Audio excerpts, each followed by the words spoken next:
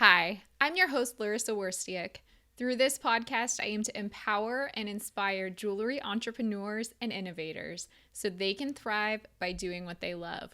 I'm passionate about digital marketing for jewelry brands, and I'm excited to share that passion with you.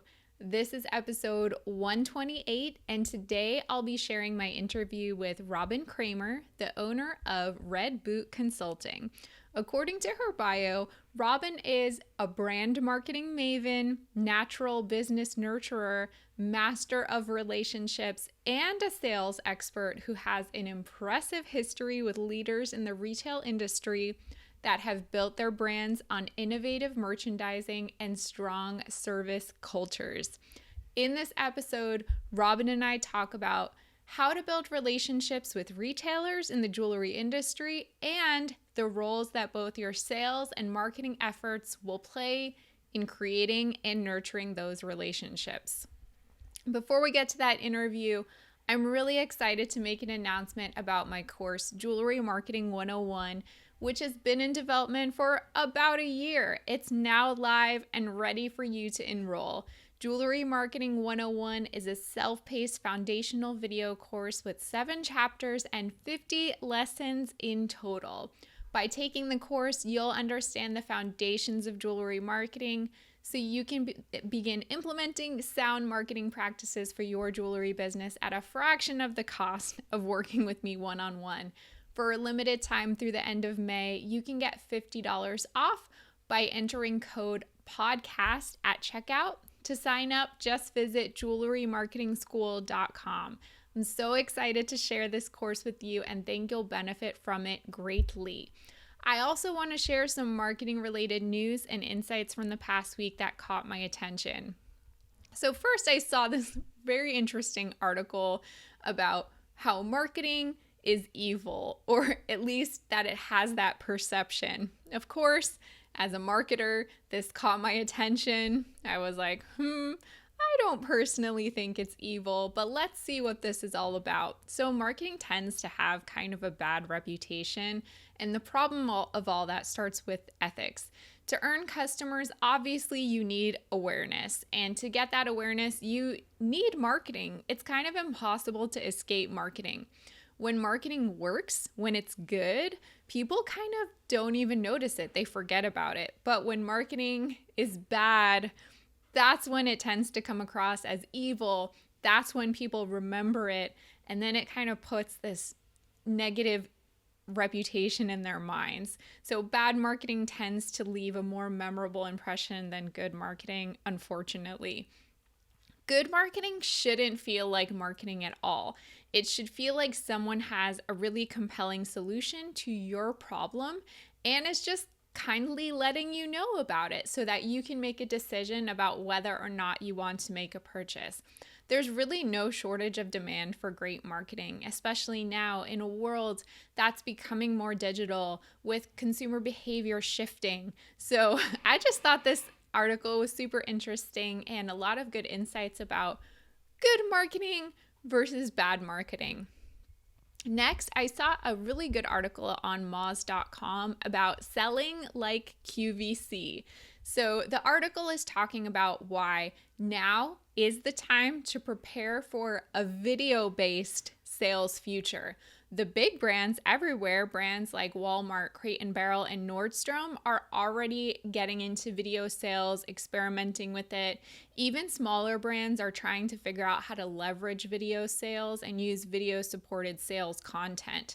Right now is definitely the time to look for inspiration out in the world about what video sales can do for brands like yours in the marketplace. QVC, of course, does this best. They have pioneered video sales. They've invested so heavily in understanding their customer demographics and really have mastered how to sell to them via video. But 70% of Americans actually don't want to shop these big box stores. They want to shop small. At the same time, they're looking for other outlets for shopping. People still don't fully feel comfortable going to stores in many parts of the country and world. that may not even just be convenient for them. Forget COVID. Sometimes life is so busy, you don't even want to go out to the store. You don't want to sit in traffic, drive to the store, deal with the parking, etc.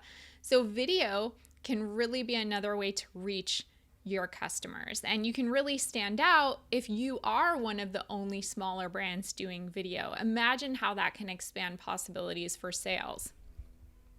And then finally, I saw a really great article in Martech's series about email marketing cadence.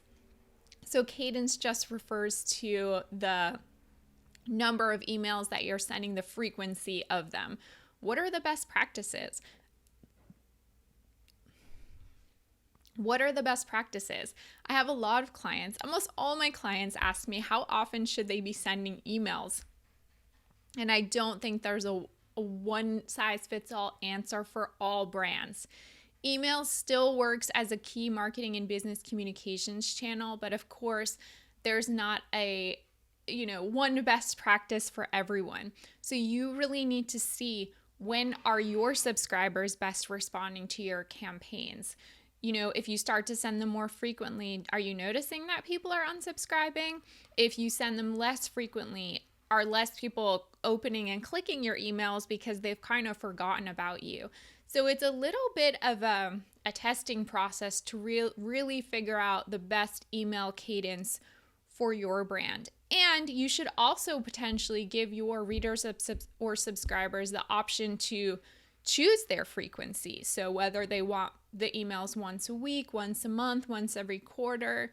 If you're sending email marketing regularly, it might be great to put the control in the subscriber's hands. If you want to get the links to the articles I share in this segment of the podcast, you can sign up for my email newsletter by visiting joyjoya.com/sign up, and you'll get a digest with the links whenever a new episode drops. Okay, let's get to my interview with Robin. Hi, Robin. Thanks so much for coming on the podcast. It's really lovely to have you as my guest today. Oh, Larissa, I'm so excited to be here, and I'm so excited to have connected with you. Yeah, it's definitely great that we've been able to connect. I know you have so much to offer the listeners. So give a little bit of background information. How did you start your journey into the jewelry industry, and how did you get where you are today with Red Boot Consulting? Well, I'll try to keep it short. It's kind of, I've been in the industry a really long time, but it kind of starts back with my mom. My mom had a store, and I fell in love with product at a very early age and fascinated by stores and connection between vendors and that sort of thing. And so I actually went to college and studied retail marketing and management, and always worked at a store along the way. And then went into corporate retail, and was in corporate retail for quite some time with big box names, and then fell in love with handmade product and started working with handmade product in 2001. Well, a little about 2000, and then 2001 really dove into it. And then was doing consulting for jewelry. I was working full time, but also I was getting requests to do some consulting for some jewelry brands and some other handmade brands. And then I fell in love with a product called Dog-eared, which is a jewelry line, and ended up working for Dog-eared for 5 years, and was immersed in the jewelry industry, and had the experience of working for Dog-eared, and they grew 800% in the 5 years I was there. It was really quite an adventure. And, and then in 2010, I actually left Dog-eared to start consulting, just really because of family stuff. My dad wasn't doing well, and I wanted to have some more flexibility. And the consulting was mostly in jewelry, but I also was working with other accessory brands, so leather goods and eyeglasses and things like that. But it was always drawn to jewelry because it just spoke to me. And in 2012, my friend Tracy Matthews, who's also a jewelry designer, she approached me about doing an online educational platform for jewelry designers, which is now called Flourish and Thrive Academy. So I'm co-founder of Flourish and Thrive Academy, and still all along did my Red Boot Consulting. Really have a love for wholesale and stores. So focused on that more in, I would say in 2018, kind of went back to doing more with Red Boot and one-on-one consulting. That is my happy place, is to really get to know designers and help them flourish in their business and grow, and to really connect with the stores too. So that's the condensed version. That's amazing. I love all of that experience, and it makes so much sense how you got to the place where you are today. So at Dog Eared, you were in charge of sales, right? Is that true? Yeah, I was the director of sales for national and international for the whole kit and caboodle. I started, they had never had anyone in sales. They had had rep groups, and they decided that the rep groups were actually kind of holding them back in some ways. So they kept one rep group who they're still with today. They've been with this one rep group for 30 years, but they wanted somebody to come in and really take the opportunity to just grow the business. And so I was really, it was so fun and it was great. And so I was their first director of sales, and I can't believe I just spoke with the owner last night. I'm still, they're still dear to me. That's amazing. And growing them 800%. I mean, come on, that's some crazy growth right there. It was bananas. It was totally bananas. And what's awesome is that we did a lot of things right and we did a lot of things wrong.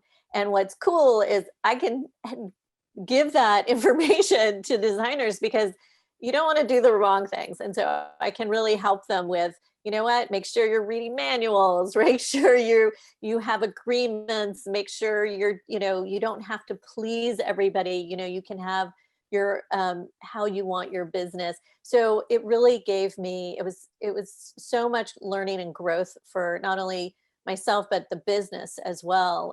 Dog-eared learned a lot and put systems into place and things that they hadn't had. But when things are moving quickly, and what's interesting, Dog-eared was a 14-year-old company when I joined them. So it's never too late to change and grow and learn. And that's exactly what happened, is that they were ready to invest in their business.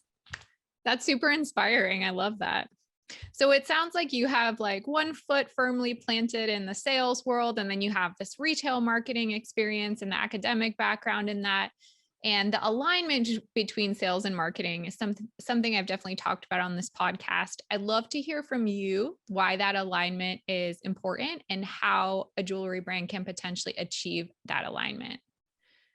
Absolutely. I mean, if you had asked me in 2005 what I thought, I was like, you've got to go to a trade show if you want to get into stores, and this is the way you have to do things.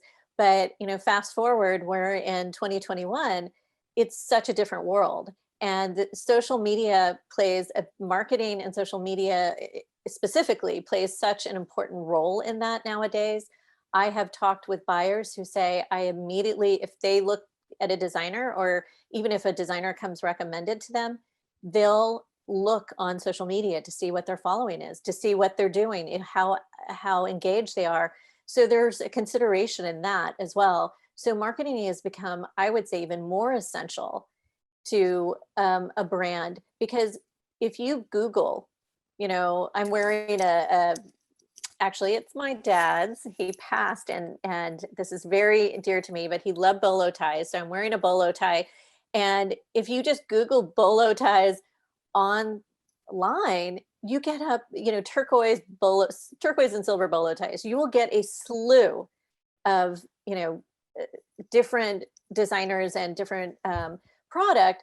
And how do you decide about that? How do you choose that? So you can't rely on just having great product. It's really important that you have your view, your story, your brand on point. There's so much more to it than just showing up and having great product. In fact, it's always going to be the person who is marketing and being consistent with their marketing and trying new things that is actually going to get the attention of buyers. Definitely. It's funny you mentioned bolo ties because I was literally just doing a project, an SEO project yesterday where we were trying to figure out like the positioning of the keyword bolo ties on Google Oh, because there are so many different kinds. I mean, So who even knew, right? yeah. So even in the consideration of marketing, it can also go hand in hand with product development. I know that for some designers I talk to, that feels kind of limiting because if they're basing their product development around marketing and what will stand out, they're like, but I just want to be creative. And I have to say, okay, but like, do you want an expensive hobby or do you actually want to make products that sell? So that's something that I'm always dealing with clients. That's a super good point because jewelry designers specifically are very attached to their creativeness and their product. And it's very hard if when someone doesn't like it or it doesn't sell and to not take that personally. And if you want to have a business, you can't take it personally. You really have to say, you have to put on a business hat and say, okay, what's working? What's not working? How do I want my business to go? And there are a lot of people who are very happy with, I'm just going to create what I'm going to create. And whoever buys it, buys it. If they don't, they don't. But if you, to your point, if you really want a business, you need to think about it. You need to um, really look at what what do you want your business to look like and envision that, and you can work towards that. Now the thing is you don't want to lose your creativeness because of that, but you want to look at, okay, how can I take my creativeness and actually do it in a way that's going to work for my customer. And a lot of times what some designers find is that they're actually marketing to the wrong customer. They're not really sure who their dream client is. And so doing some work on who actually is their dream client, who are they designing for, and to get very specific on that. I mean, we would do a whole talk on a dream client because it really is digging in deep and even getting to the point where you have their exact age and the music they like and where they live and what stores they shop at and what's their disposable income. All those things take um, play a part in that. And when you do something like that, it doesn't exclude other people from buying from you. It just helps you be really super focused and actually helps you with your designing too. I 100% agree with that. I always joke on this podcast that I want to tattoo know your target customer on my head because I say it so much that it's probably a broken record at this point. I love that. I might have to join you in that. Maybe we should just do a picture of both of us wearing it, like know your target customer. I think there's a big fear that if they go so narrow that they're going to lose people. And you can't think that way. I think the opposite is true. Like if you try to capture, I always say if you cast a wide net, you're going to not get a lot. You're trying to please everybody. And when you are really focused and can know, just really know who your ideal customer is, you're going to actually surprise yourself and have more business and more repeatable business because that's ultimately what you want is people to come back again and again and again. Definitely. Yeah, I just had an episode where I interviewed Kate Youngstrom from JCK Events, and we talked about the quote, which I should look up who originally said this. I like throw it around all the time. But if you market to everyone, then you market to no one. And I think that's exactly what you're saying. Absolutely, 100%. Yeah. So to speak to the back to the topic of the difference between sales and marketing, I think you had so many good points. I'm curious your thoughts on a lot of designers come to me and they kind of equate or have this idea in their heads that marketing like is the sales effort, that they expect that the sales will come just from the marketing. But what are your thoughts about that? Like, how does sales differ from marketing? What are the roles of that in actually making the sale to the target customer? That is so true. I mean, I can so marketing, you're emailing, you have your website up, you do your social media, you might be doing a postcard, and you should always have call to actions for things too. But when you do sales, like part of that sales is researching your customer. Is if you want to do wholesale, it's researching the store. It's it's also outreach to the store, but connecting with them and not just one and done. You know, you can't just send an email and you don't hear anything back and you think, oh, well, that's it. It is an email, it's a call, it's a postcard that you send, it's stopping by the store, it's many different ways that you can do some outreach and and also following up with existing customers. I think I call that low hanging fruit. If you're not following up with your existing customers, they will go away.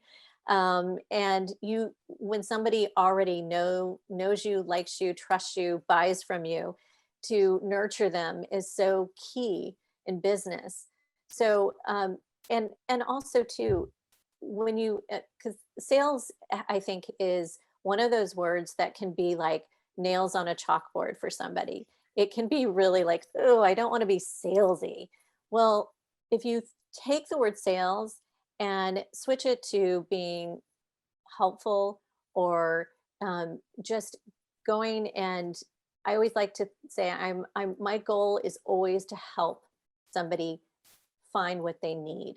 So if you come from a place of service, so instead of sales, think of sales as service, because there are a couple of things. If somebody's looking to buy something, why wouldn't they buy from you? And you have to always approach it that way. And what can you do to provide them the information of why they should buy from you?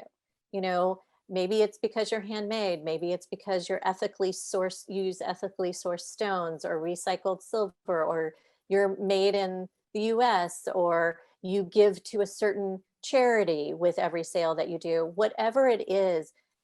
And people don't know what they don't know. So it is actually your responsibility to share with them if you want a business. You know, it goes back to if you want a business, you have to treat your business like a business. I think the other thing too is when you're dealing with stores that I always think of this is they have a choice to put product up in their store. And if you're not reaching out to them and connecting with them, they're choosing somebody else. So I never feel bad about outreach, but it's all in how you approach it.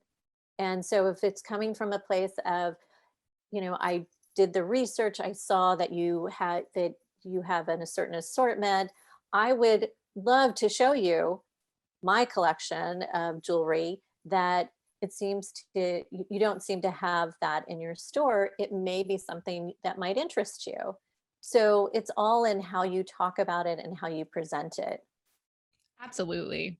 So, to take that idea of outreach one step further, what would you say are some pillars or like best practices of that designer retailer relationship? How can that relationship be built and nurtured over time?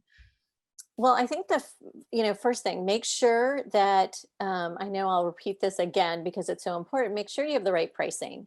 You don't want to go into a situation where you're underpriced, because that happens a lot too. I see with designers that aren't taking into consideration everything they need to do to get their wholesale price.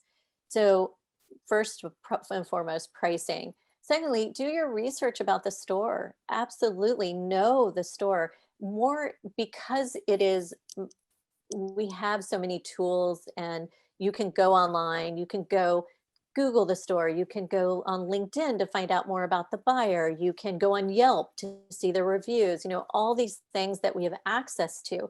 It is almost like it's kind of like studying for a test. If you go in without studying, you're not going to pass. If you study, you're going to make a connection. Even if you don't come away with a sale, the connection is the important thing, because the buyers they plan out their buys. They have certain dollars that they need to hit in order to have their open to buys. So don't get discouraged when you reach out and they're not ready, or it just isn't working right now. I've had, it's about the repeat and outreach on a consistent basis. So some of that looks like certainly email, and not just an email to your whole list, but email them directly. It's about calling. And even if you don't connect with the buyer, the people at the store, if it's the manager, if it's the associates, I have learned so much from talking to a sales associate and just asking questions of, how long have you worked there? What is your favorite thing about the store? Do you guys sell a lot of jewelry? What's the magic price point that you sell all day long? It's amazing what you can find out from associates. And what's also great is that you start that relationship. So starting the relationship is key, no matter if you sell to them or not, because eventually the goal is to have that relationship where you will, where they will buy from you. Postcards, I love. I'm a lover of nature, so use recycled paper. But in today's world, everything is so electronic. It's really great to get something in front of them. So postcards are great, and don't send one once a year. That's pointless. Send it, at once a quarter. Do it in, so you're, again, there's so much out there that's coming to buyers and shoppers that they need to see the consistency of it. So seeing your brand numerous ways, posting, not only posting on social media, but following the stores on social media, engaging with them on social media. Maybe there's a post they did, make a comment about it, tell them how, let them know what you're seeing. I was talking to a friend of mine has a store in Pasadena, and she said, you know what, don't ever forget that store owners have egos. So they really want to hear that their store is great, or you really like their website, or the post that they did was really inspiring, whatever it is. So it's starting that connection. Once you get that connection, keep it and keep the engagement of that. Those are all such great tips. I particularly like the thought of calling the store, and even if you can't reach the buyer, the store owner, to not get discouraged and to speak to an associate. Like, I would not have thought of that, but I think it's brilliant because the associates probably know the customers or the customer base like even better than an owner or buyer who may be slightly removed. And if Mhm. you make a really good impression with an associate, like, they're going to say their praises of you. Maybe they'll share that information with the buyer or the owner. So don't underestimate like who you're speaking to at the other end of the line. Absolutely. I can't tell you how many times I've physically gone into stores or called up stores and had great conversations. I also want to, well, I'll give you one of my other tricks is that I follow a lot of websites, Pure Well, Pop Sugar, Refinery 29, Glow. There's a lot out there. Goop is another one too, where I'll see if they feature a store or or maybe it's an article in Scout Guide or something like that, or even in a magazine like Oprah Magazine or a local paper, or even the New York Times. If there's a store featured and it grabs my attention, I actually will pick up the phone, because emails, schmeemails. I mean, emails are great, but if a store doesn't know you, they're not going to prioritize. They might not even look at your email. So I usually pick up the phone and just say, hey, I saw this great article and I just wanted to congratulate you on what a cool article it was. And that's it. No expectations after that.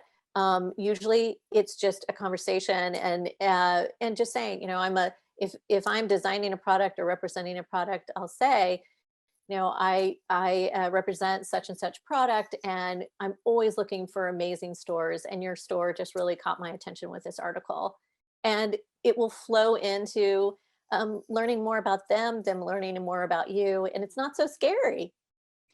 It's funny you say that. I actually do that in my own marketing just to create relationships with jewelry brands. And so to take that a little further, you can do something like create a Google alert where like a certain keyword like jewelry store or jewelry. So you get a digest in your email inbox of any sort of news about jewelry brands. And then if something stands out, reach out to them. But again, no expectation of anything, coming from a place of like service, from connection, and who knows what can happen from that. Absolutely. I'm so glad you said about Google Alerts because I do that and I forget to tell everybody. That is such a good little trick to do. I love that tip. So you mentioned a little bit about with the relationships between designers and retailers, the importance of pricing, which leads into my next question. Designers that are just starting out, these indie brands, they're trying to make the decision in their business strategy. Should they go direct to consumer? Should they be looking at like a wholesale strategy? And how does pricing play a role in all that? So, do you have any tips about how these new brands can make that decision right out of the gate? Yeah, I think the important thing is in today's world, as we said before, you don't know what you don't know. Education's really important. There are a lot of free tools out there as far as pricing. I mean, if you don't know about Flourish and Thrive Academy, go over to Flourish and Thrive Academy. There's a wonderful Thrive by Design community that is free that can help with support and answer questions. There are also some other paid classes and courses. And also Halstead has a great blog. And in fact, the president of Halstead, Hillary Halstead Scott, just did a whole conversation on pricing. So knowing your pricing is really key. And knowing too, if you're eventually wanting to get a rep, you have to consider that in your pricing as well. So price, like I said, pricing is a whole conversation. So just making sure you no have your wholesale pricing down where you're charging also for your time. A lot of designers miss that. They calculate, all their components and all of that stuff, but actual time making a piece should be charged for. It is, it's kind of like when you take your car in to be serviced and the part costs, X amount, and the amount of time, the labor costs X amount. And so you're being charged for that. That's how you should work, pricing wise for your business. Also too, in addition to pricing, I mean, you want to make sure you can actually produce. So when, I've worked with a lot of designers say, well, I want to make a lot of money and I want to sell my product to all these stores. And that's great, but it's very vague. And if you can't produce your line, it can cause problems because number one, if you get a wholesale order and your lead time, and that's the time it takes for you to actually create your product and ship it, and let's say your lead time is 3 to 4 weeks, and you run into, oh my gosh, I can't get X, Y, and Z, and I'm going to be late on this, or or I'm having issues with something, and you are delayed on that shipping, especially a first time order. Things happen. And so communication is really important when you are delayed on anything, but it not being able to deliver on time is a big deal. So you want to make sure that you can actually produce what you're doing. So timing everything, having a recipe for each product, being basically organized and having systems is super key when working with wholesale accounts. And that, I've seen a lot of designers just, they started creating and people start buying, then, oh gosh, they got a store account. That's great. But if you don't have your ducks in the row, it's sometimes harder to go backwards and create them. It's not impossible, but it's always great to just start and have a strong foundation, have your systems in place. It will make everything run so much smoother. Yeah, those are such great points. So one thing that I find in my marketing clients, when I meet someone, especially who's new out of the gate, maybe they're trying to start partnering with retailers, they'll do a little bit of outreach and say, why is this not working out for me? Like after a few weeks. So I'm curious from your experience, like what is a typical timeline from when someone starts doing this initial outreach to when they start getting their wholesale accounts? What is the expectation around that? Just so people know what to expect, like going into this process. Yeah, it's such a funny thing because it can take a few months, it can take many years. It really depends on the store, it really depends on the consistency of your outreach. It really depend there are a lot of factors that it depends on. The most important thing is you can't just do one thing. You have to do, as we mentioned earlier, multiple ways of reaching out and getting in front of them, because email is wonderful if they read it. And I say if because I know a lot of buyers who, they've had to cut some staff in the past year. So they're having to read all their email, they're having to run their store, they're having to, deal with a whole new, mostly online. They're pulled in a lot of different directions, and you're probably not the only person out reaching out to them. So that's why it's important to still send the email, because even if they don't open the email, they see your name, they see the name of your brand. And a good example of this is I have a designer that I work with who was emailing Free People, and Free People is just it's totally in alignment with what she does. It would be a great account for her. She emailed them, never heard anything for 2 years. And she was at a show, the capsule show, and the buyer was there and walked by and stopped in front of a booth. And she's like, I know this brand. And it made her stop. So don't, never underestimate the power of somebody seeing your brand name. So, but it is important to do all, to engage, to do all the things that we talked about a little bit earlier. Now, expectations, here's the thing. You should always be growing your store list. So it don't just say I'm going to reach out to these 5 stores and that's all I'm going to reach out to. So if you're wanting to get into 5 stores, I would probably look at doing 100 to 200 stores and reaching out to them. And I know that sounds kind of a little daunting to some people, but here's the thing. Everybody's in a cycle of buying, and they may have a product that looks similar to yours, so they're not interested at this time, or maybe your price point's a little too low or a little too high. So maybe they're not ready to buy. They usually do all their buying in January as opposed to August. So there's lots of factors into it. So you should always be reaching out. That should be part of what you do every week, adding to your store list. So researching stores and adding to it, and also outreach every week, because it does. I mean, like I said, I've had stores.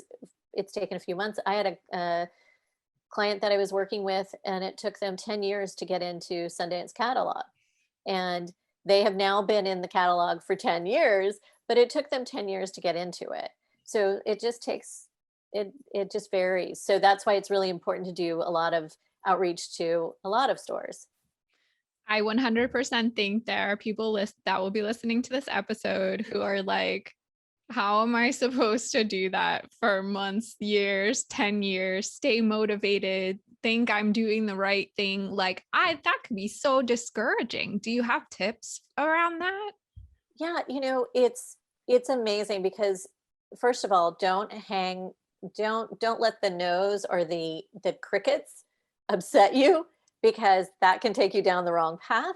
But just know that when you don't hear back, it just means, okay, I'm going to continue sending them until I hear back, but or continuing my outreach. But again, it's like, do your research and reach out to them with specifics too.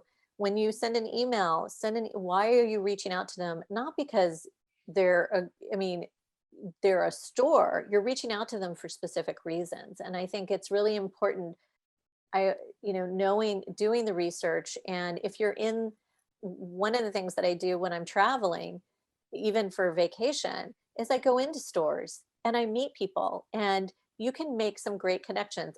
always be wearing your jewelry. Always.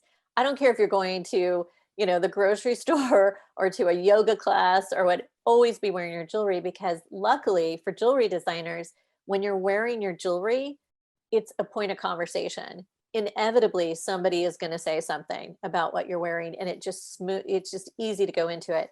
The other thing too is, another tip is that ask your existing customers where they like to shop, or ask your existing, if you're working with stores, let the buyer know, say, I love working with you. I'm looking to grow my business.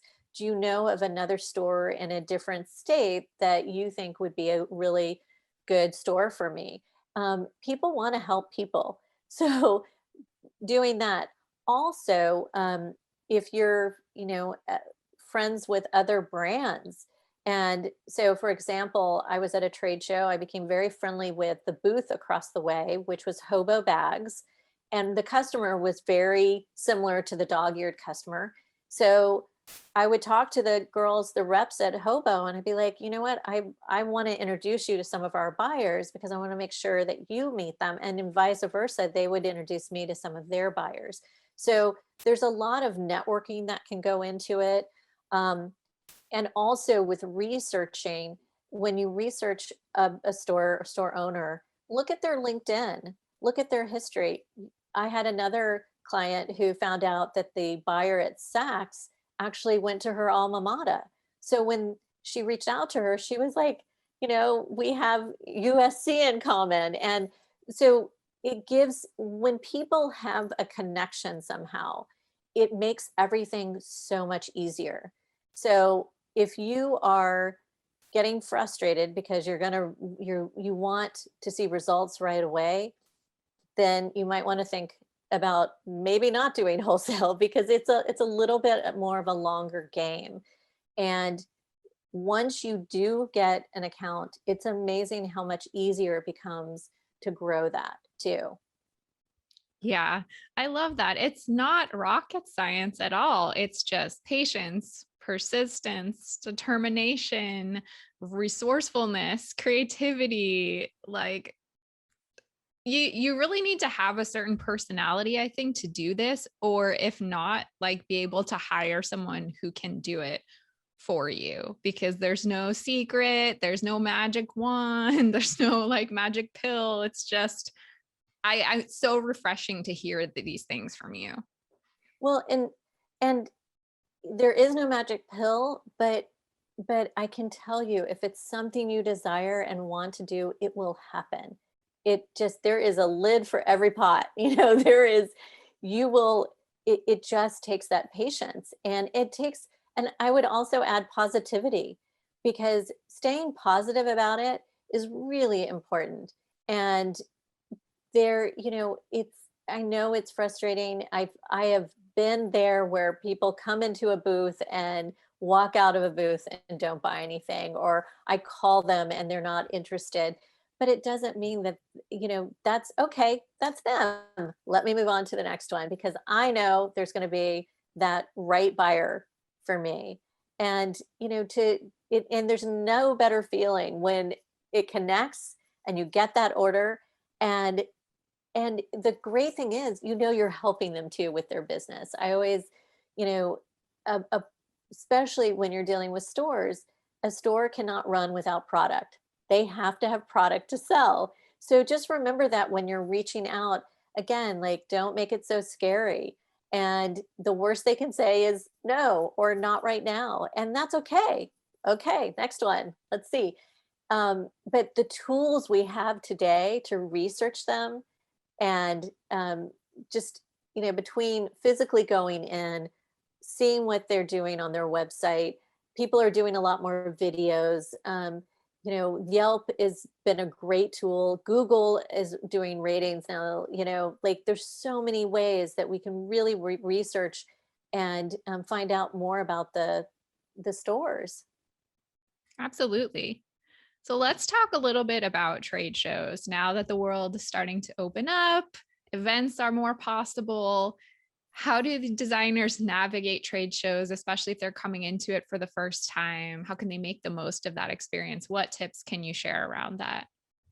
Well, I'm a fan of trade shows. It's been such an interesting year. I've heard retail is going away. There's not going to be any more stores. That's not true.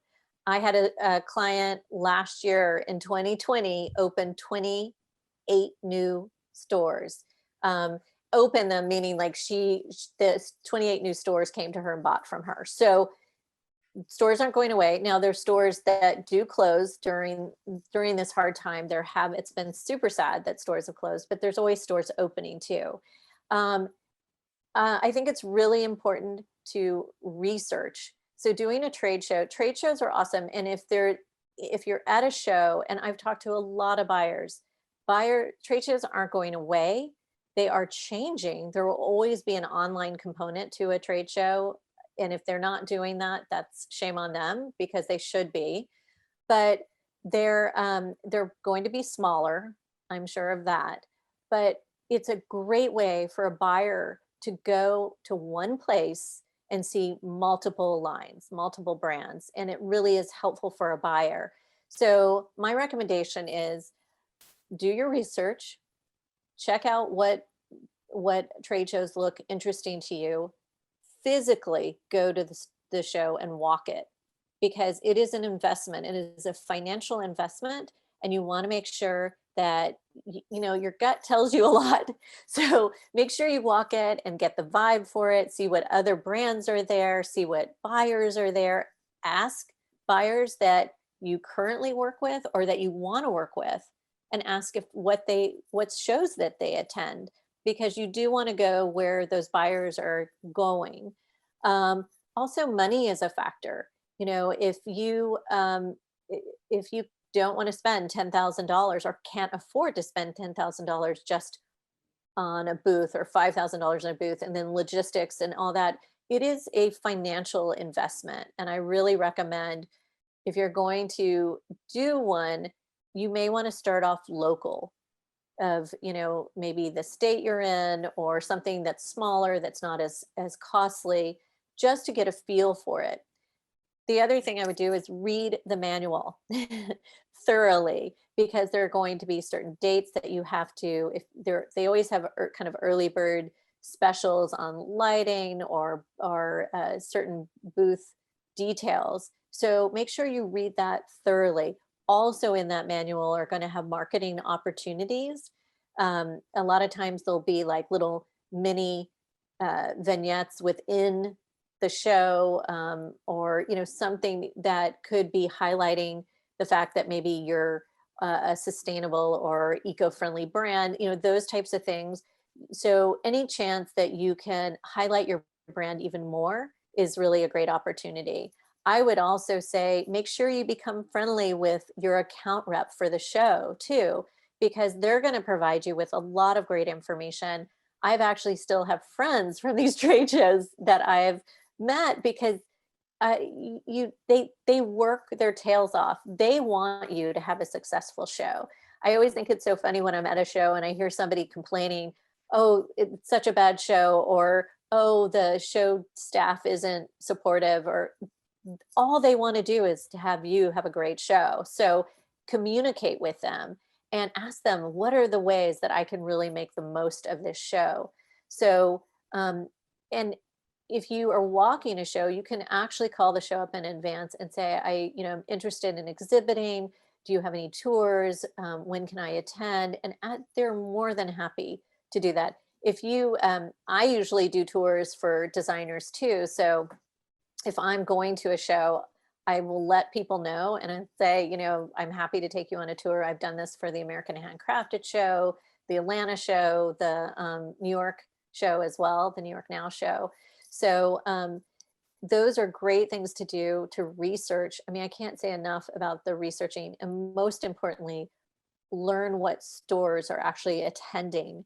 And when you go to a show, the other thing too is I have made some amazing friends through because they're vendors at the show. I got to know them super well. And I mean, it's like summer camp. You're there for a while, you're there kind of 24/7, you get to know people. And I have learned some great things about the business. And I've met new clients, because of being at shows, and the fellow vendors are introducing people. I mean, it's a networking haven. So when you attend a show, you should always have goals, and not just financial ones. You should also have goals of like, okay, I want to meet, you know, X amount of buyers. I am looking to meet X amount of vendors. I want to make sure I get to know more people within the trade, who who are part of the trade show. So I'm going to walk. If let's say it's the New York Now show, I'm going to walk New York City and go into 10 new stores that I've never been into. Make certain goals for yourself that are just not just monetary, because a lot of times at a show, that the what happens after is really where a lot more of the orders come through. So it could be just the show is providing you with the connections, and what you do after is what really matters too. The follow up and staying connected. That's a really good reminder, the fact that some of the action will happen after the show. So for people not to get discouraged by maybe a lack of orders during that experience. And plus too, when you exhibit for the first time, if this is your like very first show, they've never seen you before, a lot of times buyers wait until you're there, 2, 3, 4 times before they place an order, because they want to make sure that you're not going away too. That's really interesting insight. I like that. So tell me a little bit about the Halstead Grant, which you've discussed with me. Why do you think independent jewelry designers should apply for it? Give us some information. Well, the Halstead, first of all, if you don't know about Halstead, you got to check it out, because they've been around for 48 years. Um, they are actually they support jewelry entrepreneurs, but they provide all sorts, chain and components and all sorts of things to ensure that you have a strong, healthy, business. The applicants, the application. Well, first of all, I am a guest judge this year, and I'm so honored to be a part of this grant. The grant has been, it started in 2006, so it's been around for a while. It's an annual award, and it's for emerging silver jewelry artists. And I say silver, you can also have some gold in there, but it's predominantly silver.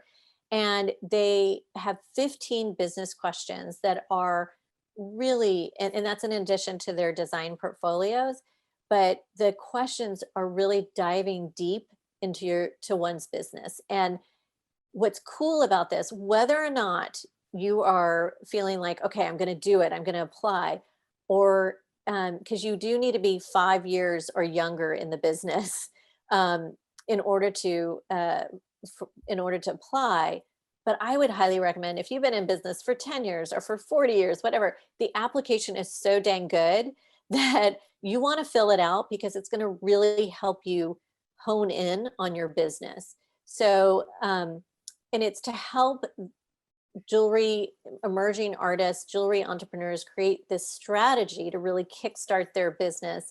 And the grand prize is $7,500, but it's also the acknowledgement. It's a very reputable grant that is noticed and recognized in the industry. So they do a lot of press around it. You are connected with a lot of people in the industry.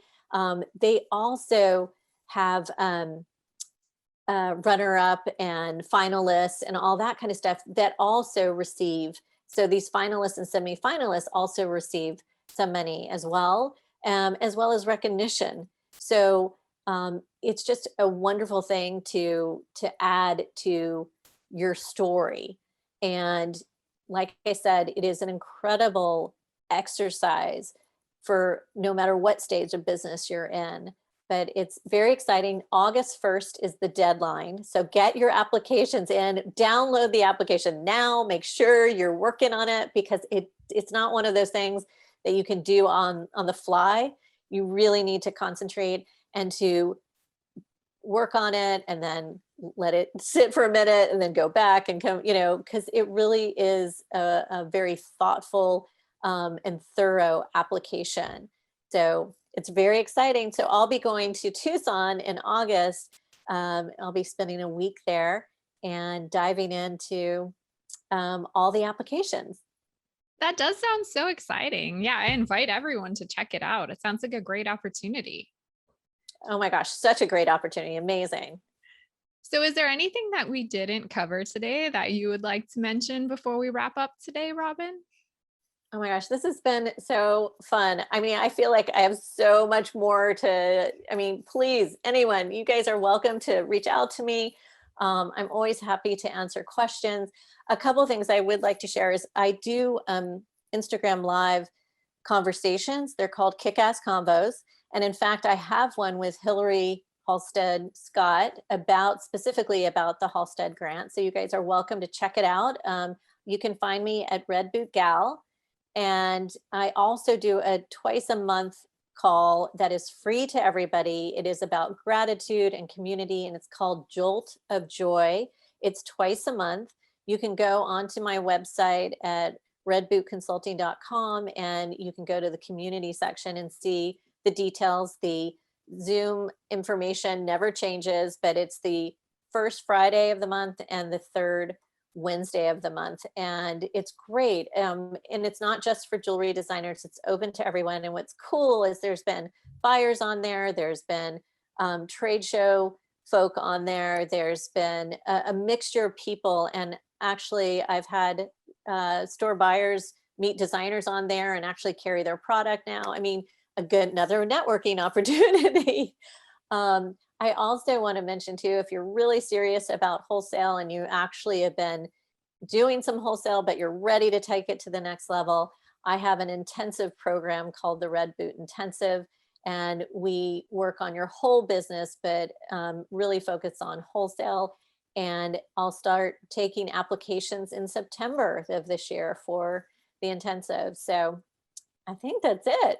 That's amazing. I really hope that the listeners take advantage of some of these both free and paid resources. You have so much to offer them, so much knowledge and wisdom and experience. Thank you so much for coming on the podcast today. It was such a pleasure to have you, Robin. Oh my gosh, Larissa, it was so fun. Thank you so much for having me. And I do hope that your listeners all enjoy. And if, like I said, if there are any questions, please don't hesitate to reach out to me. So, what did you think? It was such a pleasure to be able to speak to Robin today and really benefit from her knowledge and wisdom and experience in the industry, and hear all the amazing tips and tricks she had to share about building and nurturing retailer relationships. You can always reach out to me. That's Larissa, LARYSSA, at joyjoya.com. And as a reminder, you can purchase my book, Jewelry Marketing Joy, by visiting joyjoya.com/book.